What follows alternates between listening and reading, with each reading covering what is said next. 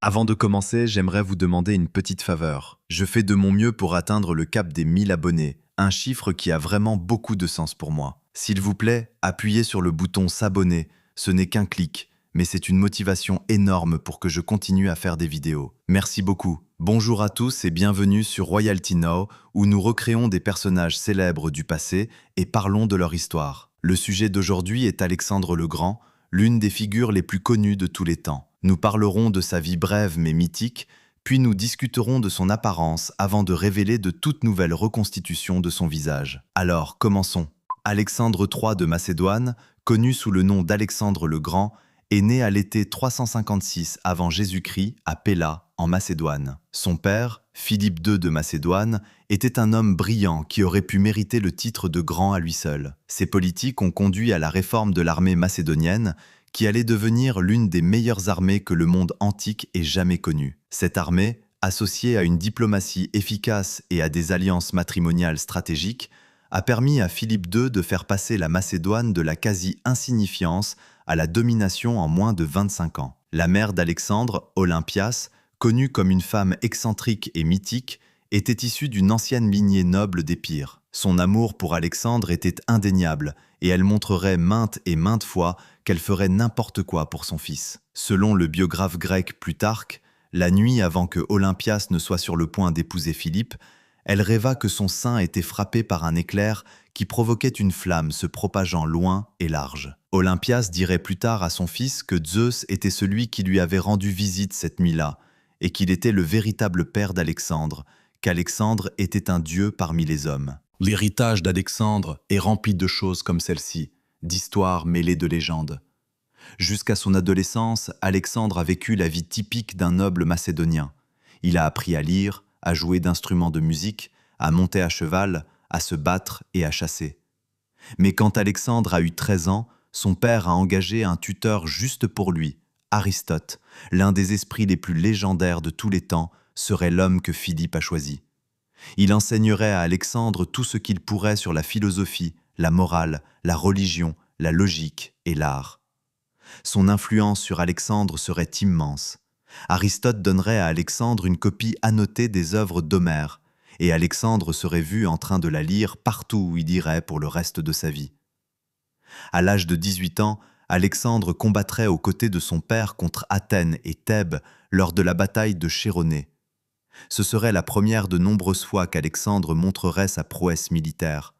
Il fut le premier à briser les rangs de l'armée conjointe de Thèbes et d'Athènes, ce qui transformerait la bataille en l'une des victoires les plus décisives de l'histoire ancienne. Athènes et Thèbes seraient contraintes de s'aligner sur le roi Philippe II, l'élisant commandant de leurs armées. Cela acheva l'ascension de la Macédoine à la domination sous Philippe en moins de 25 ans. Mais la relation de Philippe avec Alexandre était devenue plus difficile à gérer.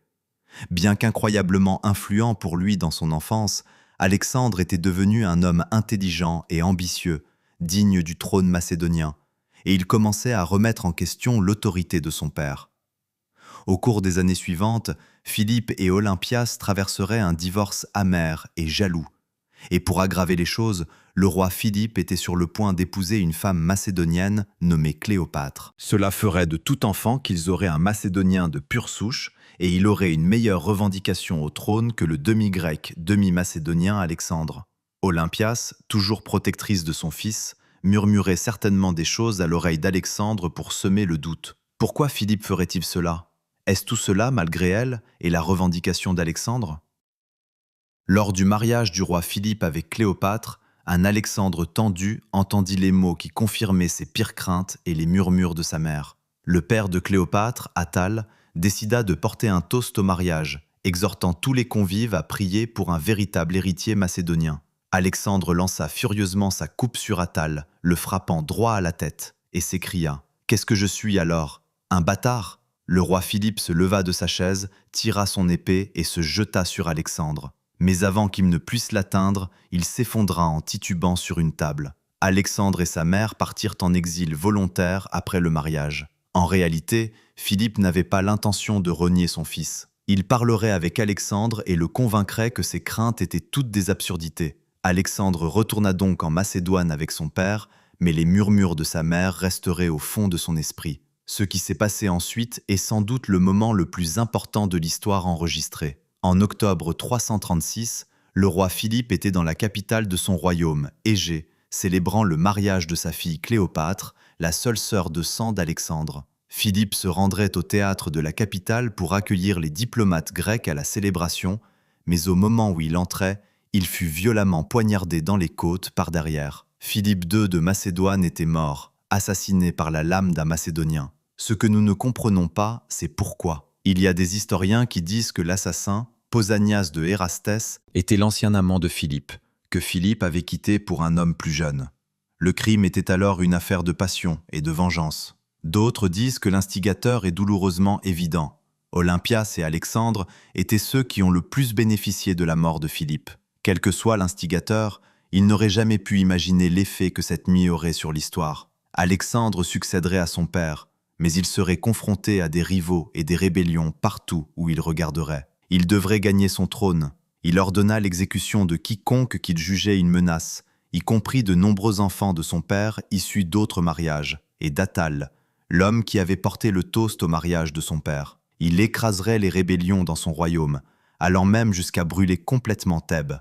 Avec son royaume sécurisé, Alexandre était libre de réaliser son rêve de toujours. En 334 avant Jésus-Christ, Alexandre III de Macédoine, à peine âgé de 20 ans, déclara la guerre à l'Empire perse et commença l'une des plus grandes campagnes militaires de l'histoire. L'Empire perse, à cette époque, était le plus grand que le monde ait jamais vu, s'étendant de l'Inde à la frontière des territoires d'Alexandre en Grèce. Il existait depuis plus de 200 ans, commençant avec Cyrus le Grand et atteignant son apogée sous Xerxès Ier. Darius III avait commencé son règne en Perse quelques mois avant Alexandre, et bien qu'on lui ait dit à plusieurs reprises de ne pas engager l'infanterie d'élite d'Alexandre par des espions grecs, il ne pouvait pas se résoudre à prendre la menace au sérieux. Il ordonna à son beau-frère Mithridate et à 40 000 hommes de la région de rencontrer Alexandre de front. L'armée d'Alexandre venait de toute la Grèce.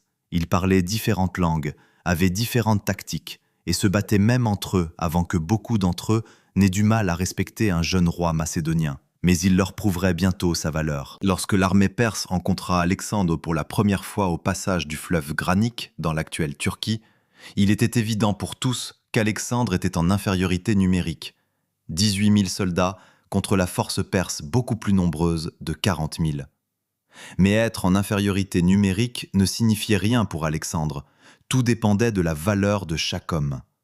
Il mènerait la charge contre les Perses lors de la première grande bataille de sa vie, opposant sa cavalerie aux Perses avec un mépris presque insensé. Au milieu du chaos, Alexandre faillit perdre la vie. Sa charge le laisserait entouré de nobles Perses. L'un d'eux lui asséna un coup presque mortel directement à la tête. Son casque se brisa et absorba la majeure partie du coup, mais laissa Alexandre commotionné. Une autre épée perse en main galopa vers Alexandre par derrière, et il n'avait aucune idée que la mort certaine viendrait de la frappe perse. Mais l'épée s'éleva dans les airs, et juste au moment où elle allait tuer Alexandre, elle fut coupée par l'un des généraux d'Alexandre, Quitus le Noir. Alexandre eut de la chance d'être en vie, mais son plan de bataille avait parfaitement fonctionné. Ce qui avait semblé aux Perses une charge stupide se révéla être une diversion faite par Alexandre et sa cavalerie. L'infanterie supérieure d'Alexandre, beaucoup plus lente que ses chevaux, traversait maintenant le fleuve en toute sécurité. La phalange macédonienne était composée de 9 000 hommes rigoureusement entraînés, tenant des lances de 18 pieds appelées saris. En infériorité numérique de 2 contre 1, Alexandre ne perdrait qu'une centaine d'hommes. Ils avaient tué 20 000 Perses. Au cours des 18 mois suivants, Alexandre revendiquerait l'empire perse sans grande opposition.